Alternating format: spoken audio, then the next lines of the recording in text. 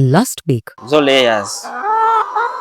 Yes, zilwawo okukua. Naye bwe ziba zitandise okukua. Ziwera ddala. Zino enkoko buli lunaku. Enkoko 15,000. Nina maama goba ga 6,000. Buli lunaku. Ogenda kunkolesa nsobe nnyingire enkoko. When a farmer chooses a poor raw material for feeding his animals, this farmer will not get the benefits of feeding.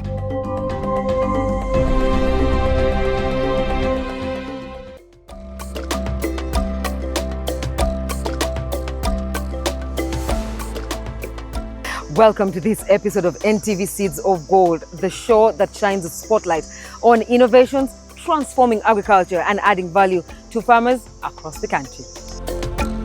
Tonight's episode is a special one. We are focusing on a crop that is daily staple for both humans and animals. We are talking about maize. Simply put, life without it is hard to imagine.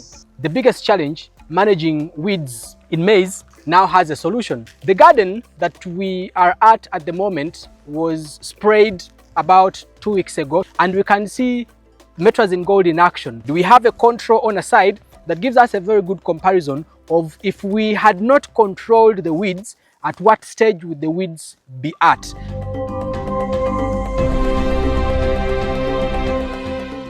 And to make maize farming even more efficient, Bukola Chemical Industries has introduced a new herbicide aimed at addressing some of the most pressing challenges faced by farmers.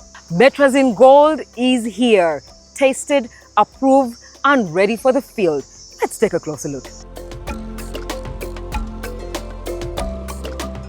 Sookera ddala mbaaniriza ku poloti yaffe eno oba ku nnimiro yaffe eya Bukola Chemical Industries Limited.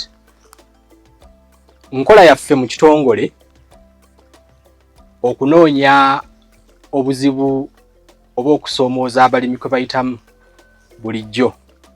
Era bwe tufuna okusoomooza okwo,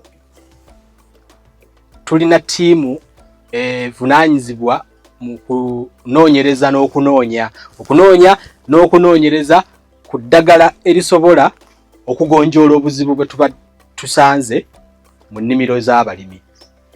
Emyaka egiyise tuzze tutambula n'abalimi bangi ab'ebirime eby'enjawulo, naye kimu ku birime ebikulu mu ggwanga kye kirime kya kasooli. Era abalimi ennimiro za kasooli bagenze bazigaziya okusobola okwongera ku magoba oba ku ssente ze bafuna.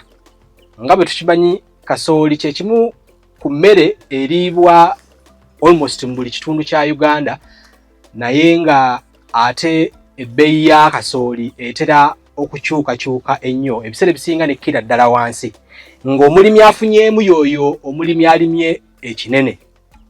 Oba sinakindi aterese paka ebbeeyi weekola ki?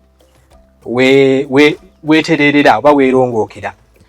Ennimiro za kasooli zizze zigaziwa, era abalimi balima kasooli kati ku bitundu ebigazi ddala, yadde nga tukyalina n'abalima ku bitundu ebitonotono, ekitundu kya eka, omusiri eka, abamu nga bajjamu mmere yaabwe yakulya, abalala nga bajjamu mmere ya bisolo.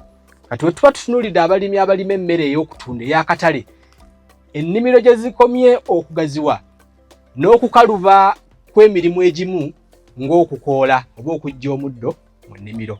Ate nga kasooli n'omuddo tebikwatagana bulungi, era tugenda kuba tukiraba.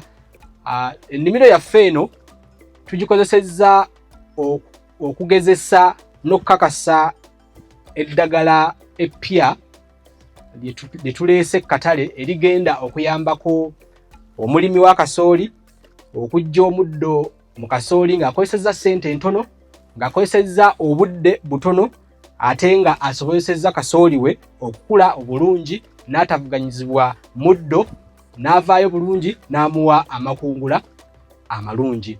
Tubadde n'eddagala lye tukozesa ku kutta omuddo mu kasooli lye bayita Metrazin, naye olw'okubaawo kw'okusoomooza okw'enjawulo mu bika by'omuddo bye tusiŋŋaana mu nnimiro, ne tulongoosa oba ne twongera amaanyi ku ddagala etukozesa okukoola omuddo, ne tuvaayo n'eddagala etuyita Metrazin Gold. Era nga Metrazin Gold nga bwe tugenda okubanga ate tumulaba ye tasosolerako ddala muddo era atta buli kika ky'omuddo omuli ogwo ogw'ebikoola ebigazi n'essubi. Ekituleese olunaku olwaleero wano kwe kulaba eddagala lino mu action nga likola. Ebiseera ebisinga tuleeta ebifaananyi eby'enjawulo, amagezi ag'enjawulo ne tugoogerako obanga tuyita ku radio obanga tuyita ku TV ez'enjawulo naye nga biraga bulazi ki ekyakola ki ekyabaawo. Ekituleese wano kulabira ddala nti eddagala lyafuuyirwa era liri mu kukola okusinga okujja okubalaga ennimiro nti eno yiino nnyonjo nnyo twakozesa ddagala kugikoola. Ffe twagala kulagira ddala omuddo nga guli mu kufa, guli mu stage ez'enjawulo naye nga zonna ziraga nti omuddo ogwo mu kabanga katono nnyo gugenda kubanga gufa. So kyekiri wano olunaku olwaleero tetulaga bulazi kasooli naddagala bwe likola ery'omuddo naye tukulagako ne ku nsimba ennungi omulimi gye yandibadde akozesa okusimba kasooli we okukakasa nti ajjamu ekyo kyeyeetaaga oba kyagwana okufuna oba abakozi b'ensigo kye bamugamba kyayina okufunamu. Ebiseera ebisinga ensigo ya kasooli bwe tugifuna eba ne kye bayita yield potential oba obusobozi bwayo okuwa amakungula. Naye bw'ogisimba amakungula ago oyinza obutagafuna. Lwaki? Ebintu bingi, oyinza okubanga obugimu bw'ettaka, obulwadde, embeera y'obudde, naye ekimu ku bikulu ennyo bwe bungi bw'ebikolo ebigenda mu kifo ky'oba osimbyemu. Bwe tubala nti eka kyakulabirako egendamu 1.5 ogw'ebikolo, gwe singa biba tebiweze tosobola kufuna makungula ge gamu ng'omuntu ataddemu ebikolo ebyo. Ate bw'ofuutika ne bisukka era okuvuganya okubaawo kusobola okusigala nga kukulemesa okufuna amakungula. System gye twakozesa wano ya kusimba kasooli mu layini, twasuula empeke 2 era layini zino zituyambako okwawula amabanga ekinaatuyambako okutambulira mu kasooli nga tumulabirira nga tumukebera wamu n'okufuuyira eddagala ery'enjawulo ekyokulabirako nga ery'omuddo. So kasooli waffe nga we mulaba atambula bulungi, akula ku speed kwe yeetaaga ate okubanga akulira era nkiwa nti ebbanga bwe linaaba liweddeyo ery'emyezi 3 kasooli ono we waajja kubanga aviiramu ddala ekyo kye tumusuubiramu oba abaamukola kye batusuubiza kye tulina okufuna. Sijja kulwawo njagala kubategeeza ku ddagala eryo lye tuyita Metrazin Gold n'engeri gye likolamu, ddi we lyafuuyirwa ne wa we tutuuse kati. Metrazin Gold ddagala lya muddo likozesebwa kukoola kasooli. Metrazin Gold ono alimu ebikolo by'eddagala 2 eby'amaanyi. Tulina ekikolo ekisooka bakiyita nicosulfuron, ekikolo ekirala tukiyita mesotrione. Ebikolo bino okugattibwa awamu bituyambyeko kakasa nti tukuba omuddo ogwa buli kika gwe tusinga okusanga mu nnimiro za kasooli ez'abalimi ez'enjawulo. Ekyenjawulo ekirala ku Metrazin Gold ono ateekeddwamu ekirungo kye bayita sefena. Eddagala ly'omuddo erimu bwe lifuuyirwa lirina omuze oba engeri gye likosaamu kasooli ekiyinza okumuddiriza. Weewaawo ayinza obutafa naye ayinza okuddirira era ekyo ne kikosa enkula ye wamu n'amakungula. Sefena ekirungo kino kye bayita sefena ekiteekeddwa mu Metrazin Gold kiziyiza kasooli okukosebwa eddagala eryo eriba lifuuyiddwa era kasooli akoseddwa eddagala asobola okuba nga ebikoola ebisembayo wansi byengera ne bikala era kasooli yennyini asobola okukonamu sinakindi n'okwengera ebikoola ebyo byonna nga bisobola okuba nga bikosa amakungula ga kasooli ono.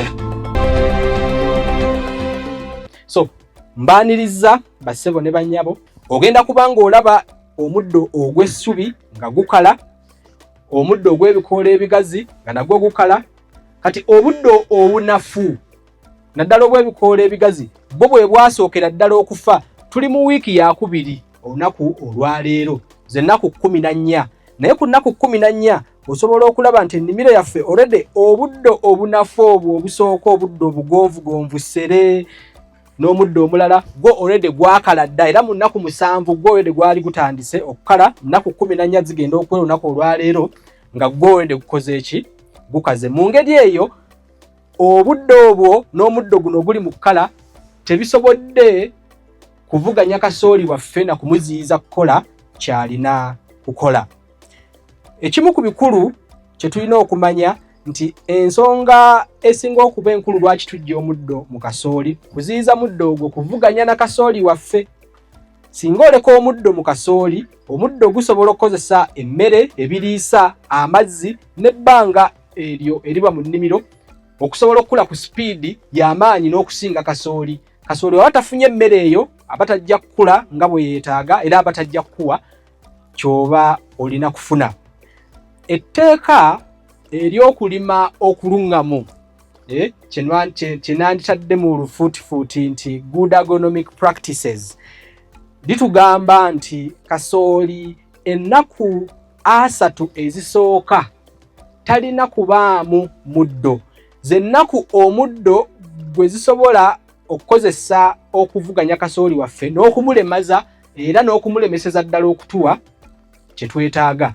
Weewaawo kasooli omukulu oyinza omusangamu omuddo naye ng'omuddo ogwo ku stage eyo tegukosa kasooli oyo, naye bw'aba akyali muto omuddo ne gusigalamu gumukoseza ddala era singa tewabaawo kyanjawulo kikoleddwa kasooli oyo ayinza n'obutaddangulu. Asobola okukonera ddala bw'aba akuyambye n'ateekerako ddala butono era mu ngeri emu oba endala obutono obwo oyinza okuba nga tosobola nabutwala mu katale. So ffe tubala nti ennaku 3 ezisooka kasooli talina kubaamu muddo. Kyekyo lwaki nga tonnamusimba olina okulongoosa ennimiro bulungi naye tabaamu muddo, eddagala eritta omuddo eddungi weeriringa weed master, n'otandika olugendo olwo nga kasooli oyo temuli muddo.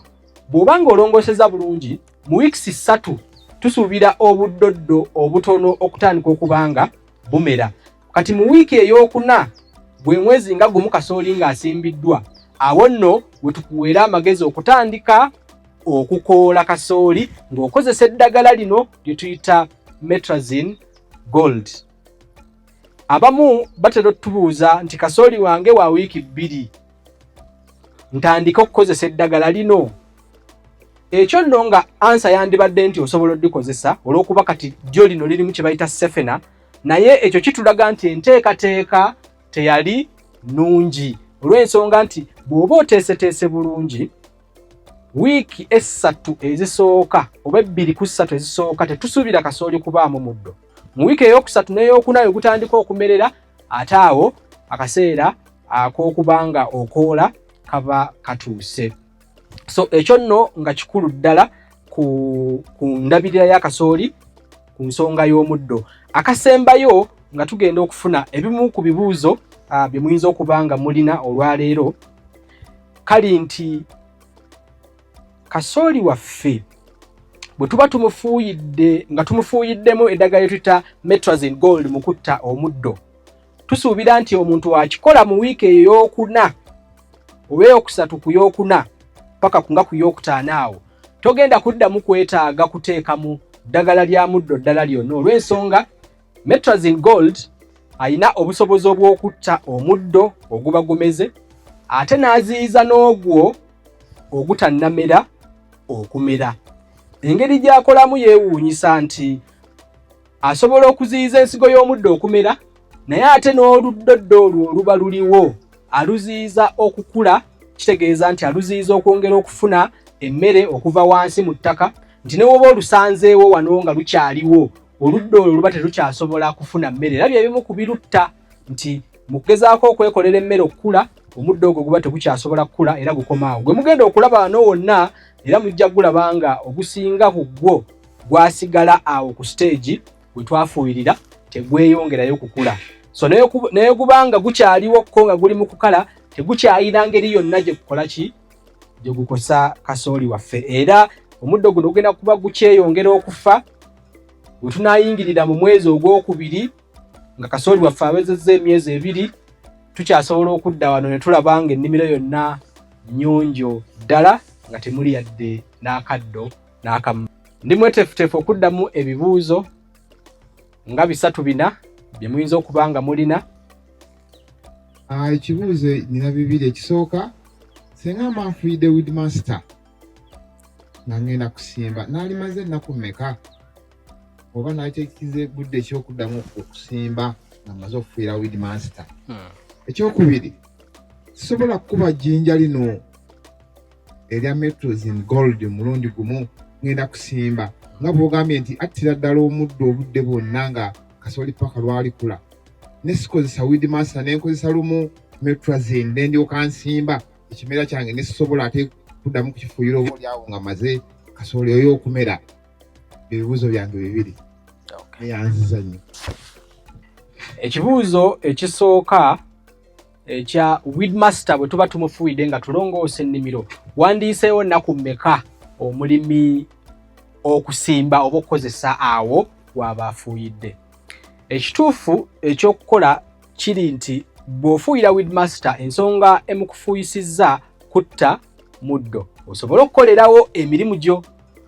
Kyandibadde kirungi n'omuwa obudde natta omuddo ogwo bwe gumala okufa, awo n'olyoka osimba. Kitwala wakati wa wiiki 2 ne wiiki 3 okusinziira ku bika by'omuddo by'oba olina mu kifo ekyo. So mu wiiki 2 osobola okutandika okukolerawo kye weetaaga.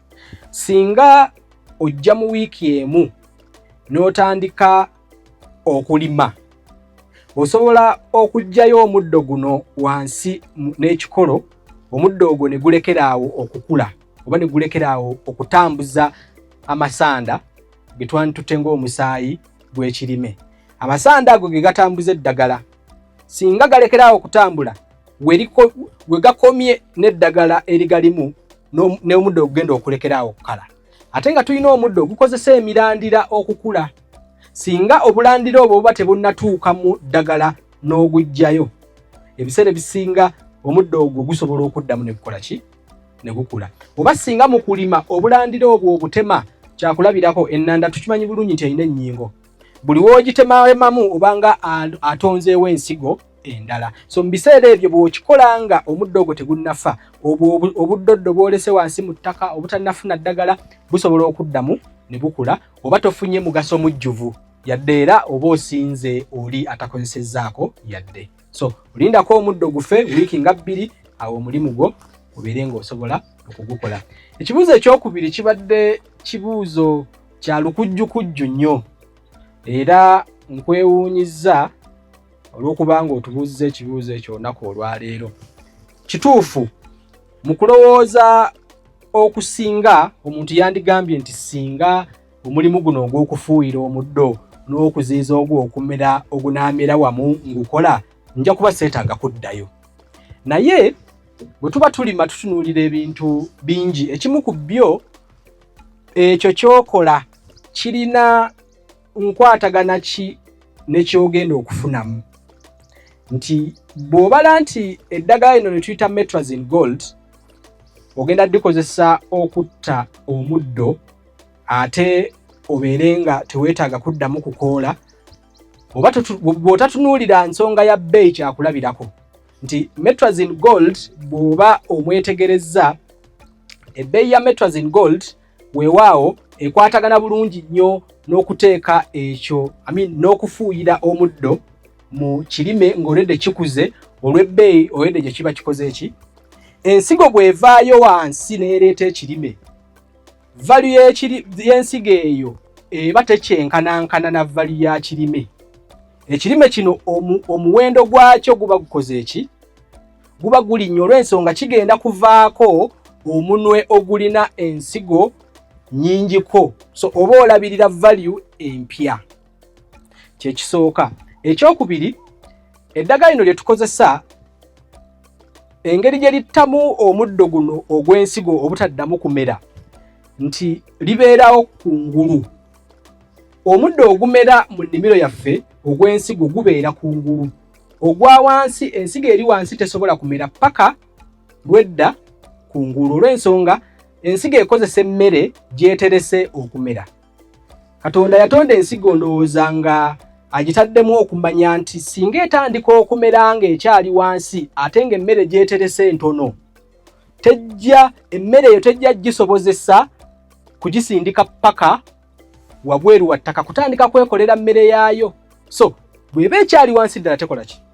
Naye bw'esembera kungulu eba emanyi nti wano akabanga kennayo katono nnyo okufuluma, so kammere nfulume.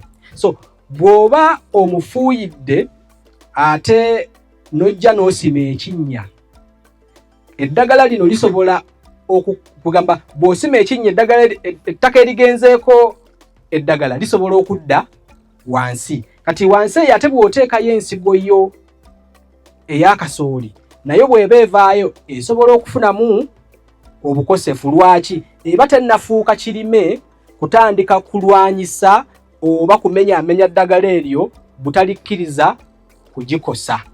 So ebintu ebyo bibiri y'ensonga lwaki eddagala nga lino tewandirikozesezza ate mu kulongoosa bulongoosa. Mpozi ky'oyinza okukola nti singa likusanga nga wamaliriza okuteekateeka ennimiro, okay, nga ogenda kusiga, osobola okusiga n'olyoka ofuuyirako. Olw'ensonga ensigo eba okoze eki? Oba ogitadde wansi, then wano kungulu oluddo, omuddo ogwo ogulina ensigo noba ng'oguziyiza okumera. Akazindaalo kaweddemu amanda naye eddoboozi lyange lisobola okutuuka. Ekyo tolina kukikola ng'ettaka ly'olina lya musenyu oba lya lusenyusenyu. Lwaki? Ettaka ly'omusenyu amazzi bwe gatonnya ag'enkuba gasobola okwoza eddagala lye twagala libeere kungulu ne likkira ddala wansi. Kati ate bwe likkira ddala wansi lisobola okusanga ensigo era ne libaako n'engeri emu gye likola ki? Gye linafuya ate eddagala eryo. Kyekyo lwaki eddagala lino ddala controlling omuddo gw'ensigo kungulu tulikozesa nnyo, oba tugezaako nnyo okulaba nti abantu abalina ettaka eriyitamu amangu amazzi ate tebalyettanira nnyo, koza ettaka lyabwe terisobola kukuumira ddagala waggulu werina kukola ki? Werina kubeera. Stage ki entuufu yandibadde erina okukozesebwa ennyo mu kufuuwa omuddo guno mu kasooli? Kugeza waliwo eddagala erimu esinza kwogera ku linnya kuba nnyinza okuba nga alinyiride product y'awalala. Olikozesa kasooli ng'aleeseeko ennyingo limuweta. Kati awo nesimanya Metrazin Gold ali atya. Okay. Kyakubiri, senga kasooli avaawo nga akuze kuba mu eddagala osobola okumufuuyira nsubira n'atuuka okwengera nga omuddo tegujja mufuuyira. Senga avaawo nemanga njagala okuteekawo ebijanjaalo. Binadda bulungi oba biba bikyasobola okukosebwa eddagala eryo? Okay. Ebibuuzo ebyo byombi era bibuuzo birungi ddala, bibuuzo bikulu. Ekisooka, kasooli yandibadde akoolebwa mu budde ki obutakosebwa ddagala? Metrazin Gold nga bwe nkutegeezezza alimu ekirungo kye bayita sefena ekikuuma kasooli obutakosebwa ddagala just singa liba liyitiriddeko ng'omulimi ayitirizzaamuko oba ku ddoozi oba ku bungi bwakoze eki? Bwafuuyidde. Naye mu kulambika okutuufu mu ngeri gye tulina okulimamu, kasooli yandibadde akoolebwa ng'awezezza wiikisi 3. Singa weesingana nti weetaaga omukoola wansi wa wiiki ezo 3, kiba kitegeeza tewateekateeka buki bulungi. Naye bwe tugamba nti ogonda kugoberera engeri gye tulambikibwamu okulima, mu wiiki 3 oba osobola okukola kasooli awatali kukosebwa, naddala ng'okozesa eddagala lye tuyita Metrazin Gold. Kati waliwo eddagala abamu bye bakozesa eritalina kubanga likoola kasooli. Eddagala erimu eriweta kasooli, eddagala bayita 2,4-D. Okay? Si linnya lya ddagala naye kika kya ddagala. 2,4-D bw'omufuuyira nga kasooli aleese ennyingo, olw'okuba ye asobola okuyita mu nnyingo azinafuya, ate okusinziira ne ku ddoozi gy'oba otaddemu asobola okumuleetera okukula mu ngeri etali ya bulijjo wansi, tukita kalas, aleeta multiple cell division, obutofaali bw'ekirime ne butandika okweyawulawayawula ku sipiidi etali ya bulijjo, ekimuviirako ate okubanga azimba wansi n'okunafuwa. Era singa okozesa 2,4-D ku stage esusse, kasooli oyo oba omunafuyizeera bw'ayitamu empewo esobola n'okukola ki? N'okumusuula. Kati ebyo byonna bibaawo ebiseera ebisinga ng'omulimi alinamu omuddo ogw'enjawulo gw'ayagala okulwanyisa ng'oba oli awo waliwo ekika ky'eddagala ky'akozesa ekitakola ku muddo ogwo. Metrazin Gold kyagendo kyatuyambako nti ate ye buli kika kyaki nti bw'oba olina Metrazin Gold era mugenda kulaba omuddo gw'ebikoola ebigazi 2,4-D gwe yandibadde atta Metrazin Gold akoze eki aguse. So bw'oba olina Metrazin Gold ate eddagala eryo erinafuya kasooliwo eri mumenye ennyingo eri mukola byonna bye twogeddeko ojja kubanga osobola okubanga tolyetaaga nga Metrazin Gold byonna binaabikolera. Kasooli bw'aba avudde mu kifo ekifuuyiddwamu Metrazin Gold osobola okusimbawo ekirime kyonna ng'ebijanjaalo n'ebirala. Ekyo kibaawo nga ogoberedde amateeka g'olina okugoberera ng'ofuuyira Metrazin Gold. Bwe tugamba nti maize 25 mu buli lita 2 tosussa. Bw'ogenda mu 15, bw'ogenda mu 2 kitegeeza eddagala ligenda kusigala nga likyaliwo nga lirwanyisa omuddo gwonna ogutafaanana kasooli. Okay? Era ekyo kisobola okubaawo ne ku ddagala eddala lyonna buli lw'okisussa ate oba ogenda kwetaaga okwewolayo akabanga akalala. Naye bw'ogoberera okulambikibwa kwe tukuwa tewajja kubaawo buzibu. Mu sizoni ey'emyezi 3-4 weeyitawo bw'osobola okusimbawo ekirime ekisigadde kyonna. Z'omu ku balimi ba kasooli nasinza okukukama ekibuuzo kyange kigamba singa ngoberera amateeka nga bw'ŋŋambye n'enfuuyira kati wano mba siddamu kutemera ne bwe muleka bwe ntyo mba mmaze. Kasooli w'ennaku zino ekimu ku birungi byalina nti bw'oba wamusimba ku buwanvu obw'ekinnya togenda kwetaaga kumutemera. We twakuliranga nzijukira kasooli yabeeranga n'emirandira era twali tusoma ku types z'emirandira. Egimu ku mirandira gye baatusomesangako baali bagiyitanga prop roots. Nga ogiraba givaako nga tukuba ekifaananyi tugiraba nga giviira ddala eno wansi gigezaako kola ki okukkirira. Bw'otegeereza kasooli w'ennaku zino takyaleeta nnyo mbeera eyo. Kwegamba asobola okusimba emirandira gye egimala wansi n'abanga teyeetaaga kutemera. Okutemera kukola ebintu bibiri. Ekisooka singa oba olimye kasooli aleeta prop roots ng'ezo buli w'obika emirandira egyo oba ogiwadde nagyo akaaganya okufuna ebiriisa. Okay? Ekyokubiri giyambako okunyweza ekirime mu ttaka. Naye nga bwe tugambye singa oba agoberera obuwanvu bw'ekinnya obutuufu kasooli aba asobola okwenyweza bulungi era oba tolina kweraliikirira kwonna nti oweetaaga okudda mu nnimiro okugitemera. Amiina. Waliwo ekibuuzo ndowooza kye kisembayo.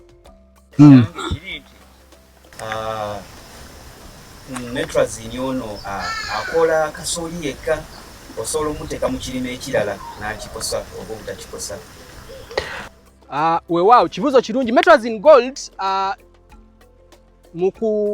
mu kumintroducinga katale mu kumuleeta katale twasoose ne tumuleeta nga wa kasooli.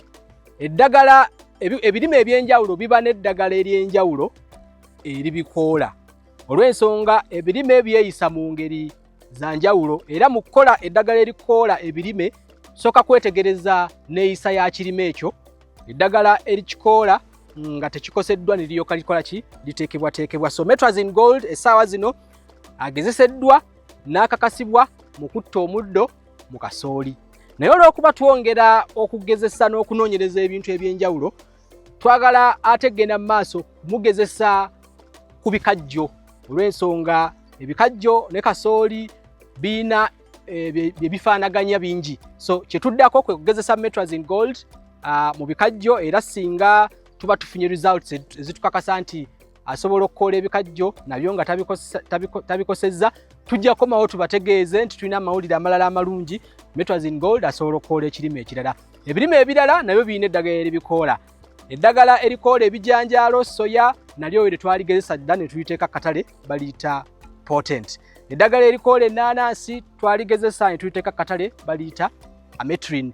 N'eddagala eddala lingi ku nnimiro yaffe eno tuli mu kugezesa eddagala erikoola ebirime ebirala eby'enjawulo. Ebimu ku bigenda mu maaso mulabye obummonde, tuli mu kugezesa eddagala erikoola obummonde, tuli mu kugezesa eddagala erikoola ebinyeebwa era mu maaso awo tujja kuba n'amawulire amalala amalungi ku birime ebirala. Kituwa amaanyi nti abalimi wedde beeteefuteefu okubanga ekirungo kino eddagala lino erya Metrazin Gold balifuna ate ne batandika okulikozesa. Metrazin Gold olede kwali katale tuyina amaduuka wano mu kibuga Kampala 3. Edduuka erisooka liri Container Village osobola okufuna Metrazin Gold. Edduuka eddala liri ku Kafumbe Mukasa Road ku MPK Plaza. Edduuka eddala liri Busega. Naye eddagala lyaffe osobola odisanga mu maduuka gonna okwetoola eggwanga Uganda eritunda eddagala erikozesebwa mu kulima. Abasuubuzi bonna tubakubiriza okudduka misinde mu matundiro gaffe gonna ne ku mmotoka zaffe zonna ezitambuza eddagala ate okufuna Metrazin Gold tusobole okumutuusa ku balimi baffe.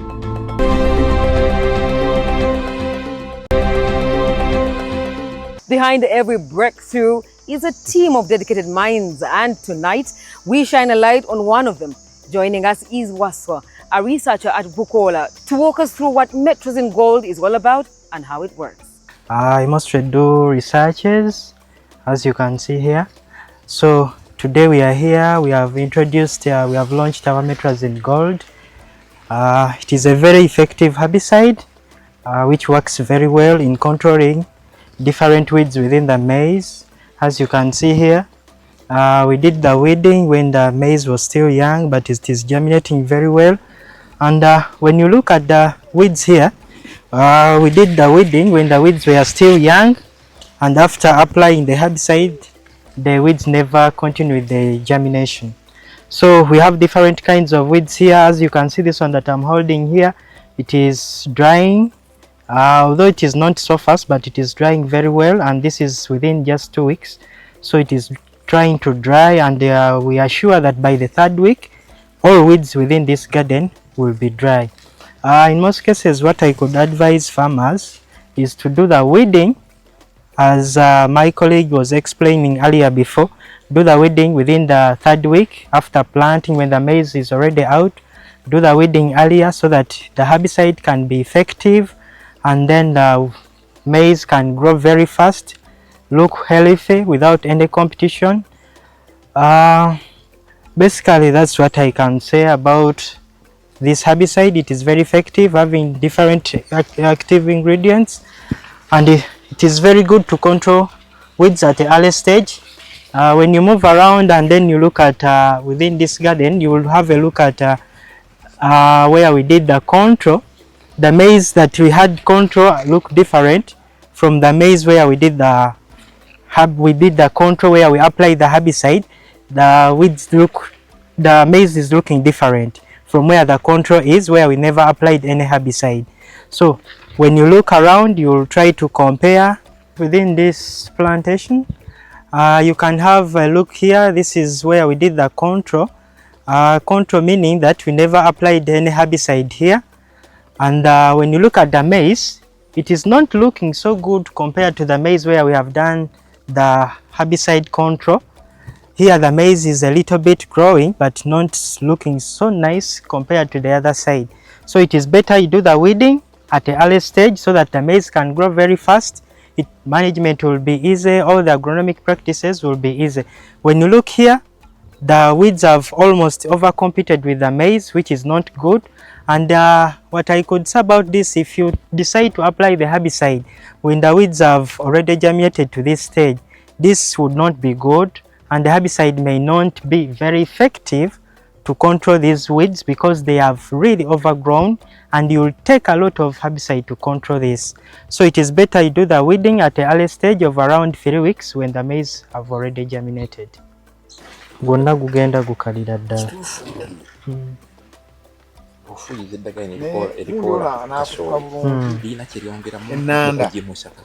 Okugimusa kugira mu kuba nti omuddo kasita gutabaamu, kyekiri competition gye yayogeddeko. Ennanda eno nefa bulungi nnyo obutagambika, yonna egenda kkala, era wayitawo weeks nga 3 ojja kudda mu nnimiro n'okeberemu, tojja kusangamu wadde akaddo n'akamu. For tonight's farming opportunity segment, we sit down with the team from Bukola Chemical Industries Limited to give us a clearer picture of what Metrazin Gold brings to the table and how it fits into the modern farming practices.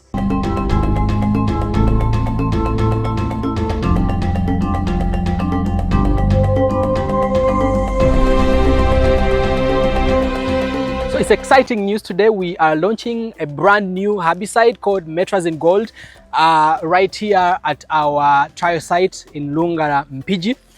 Maize farmers, one of the biggest challenges we have is weeds, of course, among many other challenges. But today we are very fortunate and lucky that the biggest challenge in managing weeds in maize now has a solution. Maize should be weed-free for at least the first 30 days from germination, because weeds compete very much with our maize. They compete for nutrients, water and space in a way that prevents our maize from growing vigorously and giving us the best yields possible. I know there have been a number of existing solutions on the market, but one of the challenges we established from having conversations with different farmers is that majority of the solutions that were existing were very selective. So you have a herbicide that you spray, one weed dies, another one doesn't die. Before you know it, you must come back to the garden with a hand hoe to manage the weeds that were unable to die. Metrazin Gold, with 2 active ingredients and a softener, presents the most potent solution for weed management in maize, dealing with all kinds of weeds, including broadleaf weeds and grasses, without affecting your maize in any way. So Metrazin Gold, applied at a rate of 1.5 liters per acre and mixing it at 125 ml per 20 liters, can safely be applied in your maize garden, and it deals decisively with all kinds of weeds throughout the growing season. The best recommended stage for applying this herbicide is when your maize is roughly about 3 to 4 weeks. Initially, you would expect your garden to be weed-free if you did very good preparation. And in the next 3 weeks, that's when we expect some weeds to begin propping up. So between 3 to 4 weeks is the right time to start controlling your weeds using Metrazin Gold. And the exciting news is a single application is able to deal with all kinds of weeds throughout the growing season. The garden that we are at the moment was sprayed about 2 weeks ago, so it's now about 14 days, and we can see Metrazin Gold in action. Different kind of weeds are in their process of dying, and yet majority of them already died. We have a control on a side that gives us a very good comparison of if we had not controlled the weeds, at what stage would the weeds be at. So right in my background, we are seeing maize that is almost at the same height as the weeds. So if we did not apply Metrazin Gold in our treatment plot, the weeds in that plot would actually be at the same level or at the same height as our maize. And that is extremely very important, and that's what demonstrates how best Metrazin Gold is performing. So our maize is a 120 days maize in terms of maturity. So within the next 2 months, we expect our maize to start bearing, and by the time the maize is harvested, our garden will still be weed free. Now, there is usually a concern about growing different crops in the plots where such treatments have been made. With our Metrazin Gold and the softener therein, the maize can grow very well throughout the year, and yet other crops can also be grown after a period of about 4 months, which is the same period of a month. So by the time you harvest your maize, prepare your garden again for establishing another crop, say beans, groundnuts, or any other broadleaf crop, your garden will already be free of any residues of the herbicide, and you'll be comfortably able to grow any of your crops on the same plot. After weeding your maize with the Metrazin Gold, it's important that in the next 2 weeks, you start feeding your maize such that it increases the vigor and speed with which it is growing to give you the best yield. At the stage of about 1 month to 1.5, Super Green, especially the granular Super Green with NPK 19-19-19 and trace elements, would be the best foliar fertilizer to apply. This gives your crop all major nutrients plus micronutrients that help feed your crop to photosynthesize and make its own food in a way that enables it to grow as fast as possible, catch up with the season, and give you the best yields possible. And to wrap it up, we hear from Dr. Peter Chavagu, the Managing Director of Bukola Chemical Industries Limited, who shares his thoughts on this latest innovation and what it means for farmers going forward. Yes, today we are launching a product called Metrazin Gold. It's a new innovation which we are bringing to the market after a while of hearing cries from the farmers on how to increase their productivity and getting something which is reliable for their farm. And yes, so after the previous maize herbicide we had before called Metrazin, we thought there was need to have something more reliable, safe, and more affordable for the farmers. And this day we are introducing Metrazin Gold, which is a post emergency herbicide which to be used in weeding maize. And you know, as everyone knows, maize is something which is very beneficial in our livelihoods as human beings, as you know, business people, because you find people using maize for animal feeds. You use maize for food value addition and lots of every other thing. Even some pharmaceuticals are using maize in making some of the drugs we are taking as humans. So you find that we need to increase the productivity of maize to see that our farmers actually get more yield out of the maize, and with that we need to see that their farms are free of weeds. And this being free of weeds means we need to have a solution for them not to go away from from using the hose which they've been using, but using something more innovative that keeps the maize growing at the same time, takes away the weeds which are coming up with the maize. So that will increase their productivity and the reliability of what they are producing, and produce more yield as well.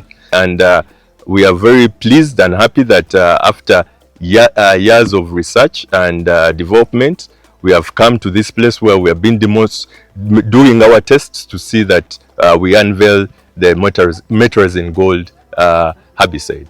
Well, what I would like to tell the viewers about Bukola, we keep on searching and keep on looking for new solutions for farmers, because we like to listen to farmers. We get their feedback on issues they have, and then we come back on ground and see that we get solutions for those issues which they are facing. And this is testament of what we are all about, and we would like to invite the farmers to give us feedback on how they've come to interface with the product which we're introducing today, and also other issues they have, so that we are able to come up with solutions so that they increase their productivity and they also increase their income in agriculture. I know agriculture is not just a livelihood, it's a legacy. So we are here to create that legacy into farming. And we are very happy, and thank you for supporting Bukola Chemical Industries Limited, and we are happy to be with you and to walk this journey with you. Thank you very much. And that brings us to the end of tonight's show. For more information, just scan that QR code on your screen and let's keep the conversation going. And for each episode, we are live on X and streaming on the Your TV app, so you do not have to miss a single episode. I am your host, Sheila Navav. Thank you for watching. See you next week.